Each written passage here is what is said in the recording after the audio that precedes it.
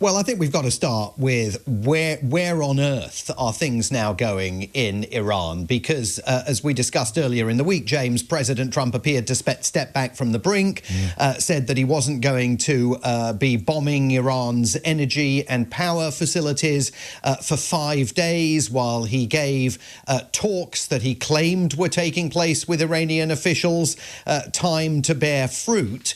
The Iranians, of course, now on an hourly basis are mocking him. I mean, insisting that there are no negotiations occurring. They, of course, could be lying, but absolutely poking fun at him by saying that President Trump is negotiating with himself. And Iran's military spokesman today saying that there are no circumstances under which anyone from the Iranian regime is going to come to terms with President Trump.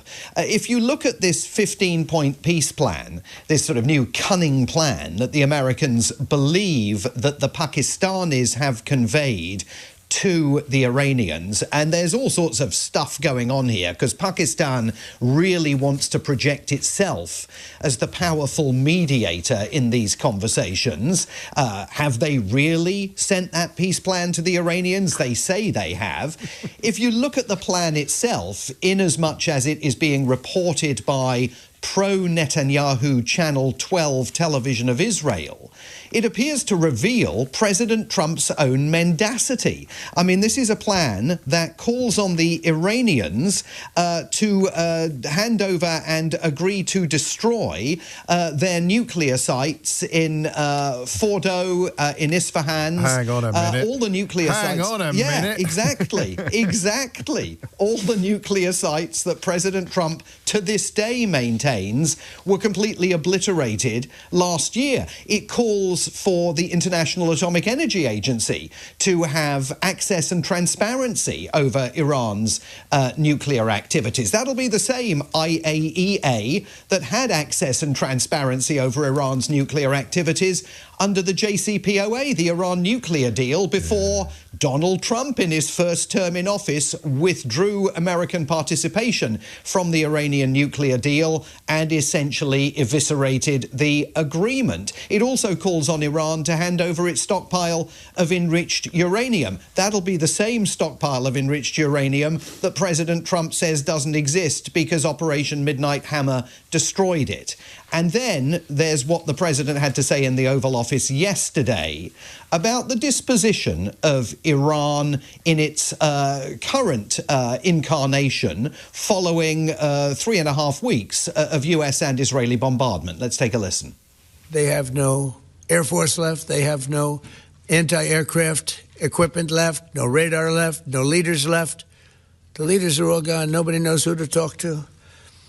But we're actually talking to the right people, and they want to make a deal so badly.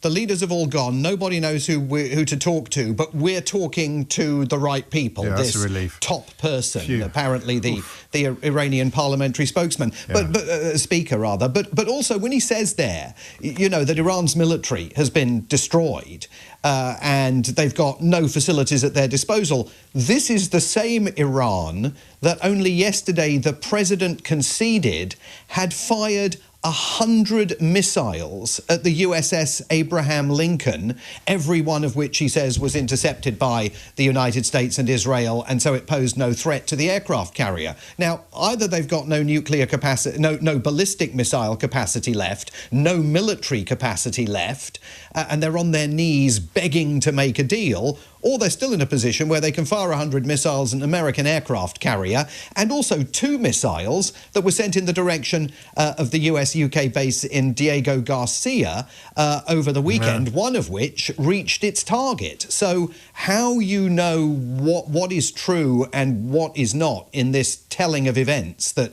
tumbles from the White House is a daily challenge. I mean, it's beyond that, and yet it also isn't it? It's like deja vu all over again. But I don't know. I can't quite remember him ever quite offering up the two contradictory positions in the space of a single sentence. As in, we don't know. There's nobody left to negotiate with. We don't know who we should be negotiating with, but we're definitely negotiating with the right person. Yeah. I mean, it's extraordinary, and extraordinary also with the comments in the Oval Office yesterday of the man who is essentially, by the day, becoming the American version of Baghdad Bob. You remember Saddam Hussein's old spokesman. I mean, in this case, the self-styled Secretary of War, Pete Hegseth. We have a president of the United States that when he sends his warfighters out to fight, he unties their hands to actually go out and close with and destroy the enemy as viciously as possible from moment one. And that's why we see ourselves as part of this negotiation as well. We negotiate with bombs. We negotiate with bombs, except, of course, we're not negotiating with bombs when it comes to the energy and power facilities, because the president that he so slavishly serves has decided to put a 5-day pause in all of that in order to give these negotiations, in whatever state they're taking place, an opportunity to advance. I do think it's also important to underscore, James, that even while the president appears to be looking for an off-ramp, he is flooding thousands of additional troops to the region, including paratroopers.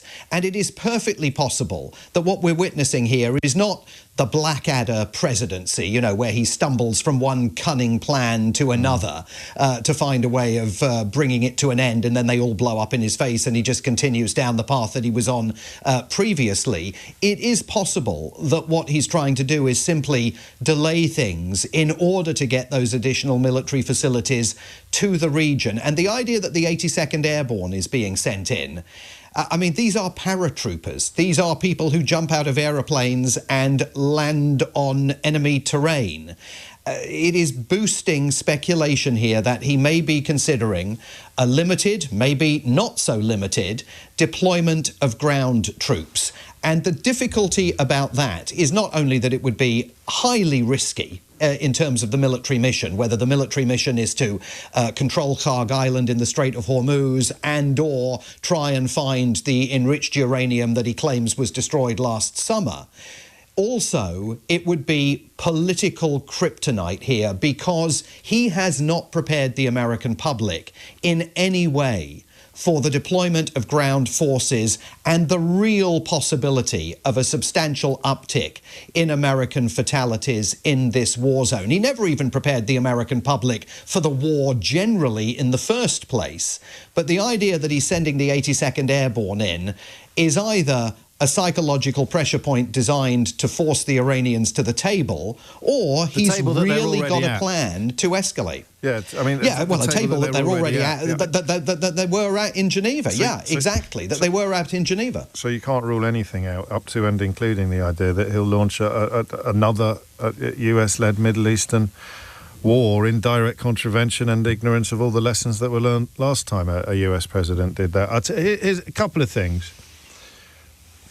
I mean, if we were betting men, the idea that they'll sign something that is very similar to but not quite as comprehensive as the JCPOA, and that Trump will just do a lap of honour claiming that he's done something incredible that Barack Hussein Obama, because he always says Hussein for racist reasons, as you know. Barack Hussein Obama's deal was rubbish, which is why I torched it, so now I've got one that's much better, and everyone will know it's not better, but no one will tell the emperor that he's not wearing any clothes. That's a realistic outcome. I would suggest possibly more realistic than him actually going, because unless you can get the mines out of the Strait of Hormuz, it doesn't really matter what happens on the Iranian mainland or on the island, the Kharg Island. The question I'm frightened of asking you is whether there is now anybody in the room telling him the truth. Oh, I don't think so. Not one person. I mean, with a singular... I think it's possible that Marco Rubio occasionally tells him the truth, and I think it's possible that J.D. Vance occasionally intercedes. He's gone very quiet, hasn't he? Not... Yeah, well, very, very quiet, because he's hoist on his own petard, because in 2024 he said there were no circumstances under which a new Trump administration would invade Iran. It was for the regional allies to deal with. It was an ocean away. It doesn't matter to us.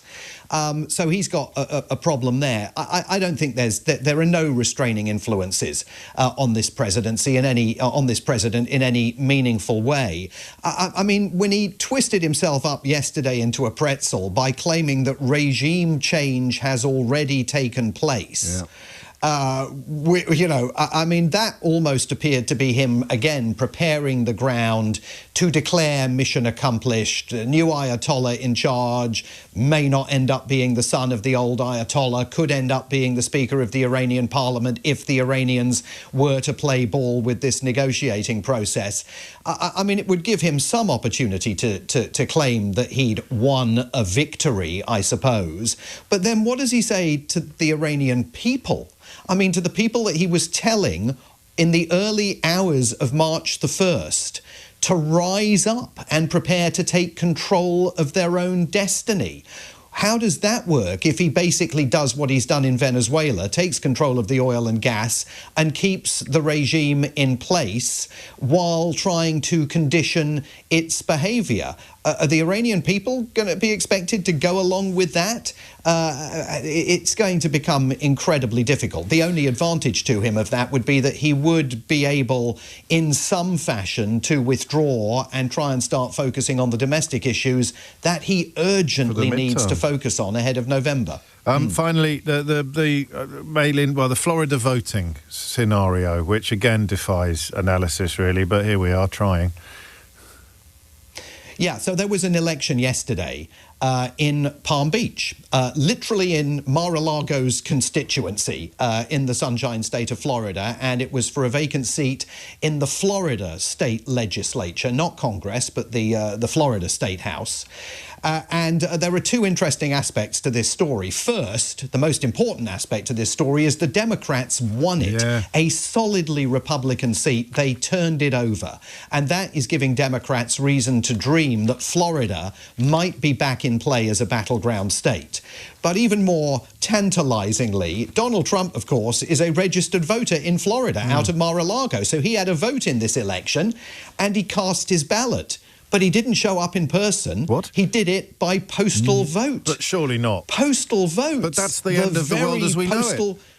The end of the world, the soft underbelly of a completely compromised American electoral system is its reliance on continuing use of the postal vote. So he engaged in voting by post in this local election, even though, by the way, he was down there in Florida. He could have voted in person, did it by post. The White House says there's nothing to see here at all. Yeah. But, of course, there is gross hypocrisy to witness. I have to just finish, Simon, because I know you're busy, with a comment from Trevor, who says, I doubt, this is in response to your comments about Marco Rubio, I doubt Rubio is telling Trump the truth. He couldn't even tell him his true shoe size.